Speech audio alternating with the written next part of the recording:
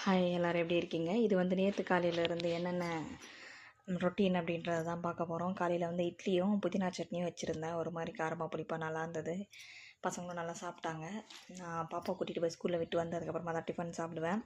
காலையிலே பாப்பா சாப்பிட்டு போயிட்டு வா, பாக்ஸுக்கும் கொடுத்து அனுப்பிடுவேன். நான் அவளை விட்டுட்டு வந்ததுக்கப்புறம் கொஞ்சம் நேரம் போயிட்டு வரோம்ல, ஒரு 10-20 நிமிஷம் போயிட்டு நடந்து வரத்துக்கு அதுக்குள்ளே பசி எடுத்துரும். சாப்பிட்டுட்டு அதுக்கப்புறமா தான் மிச்ச வேலைலாம் பார்க்குறது.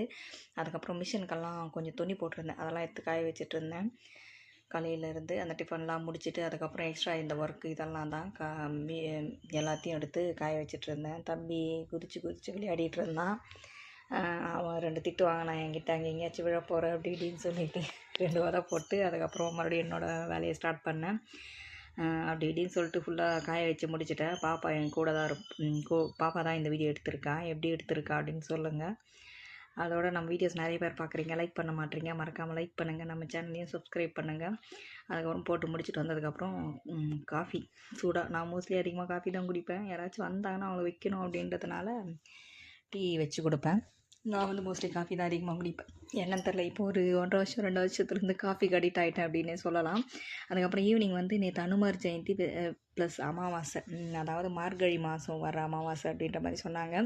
கீழே இலை வச்சு அதுக்கு மேலே கருப்பு எள் போட்டு அதுக்கப்புறம் நம்ம நார்மலாக விளக்கேற்றி வச்சோம் அப்படின்னா நல்லது அப்படின்ற மாதிரி சொன்னாங்க.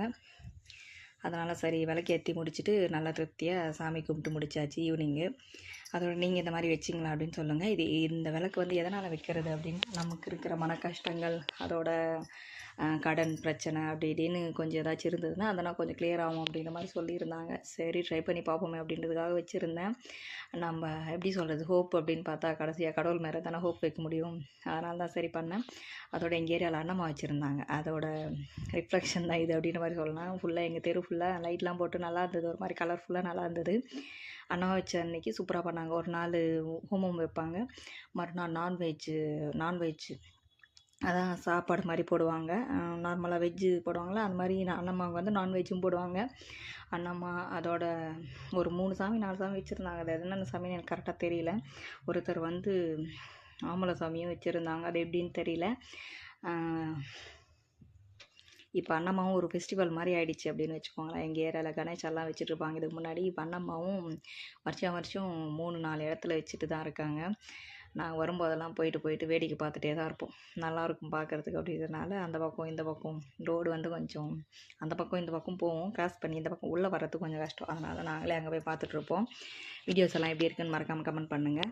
Thank you so much for your வாட்சிங்.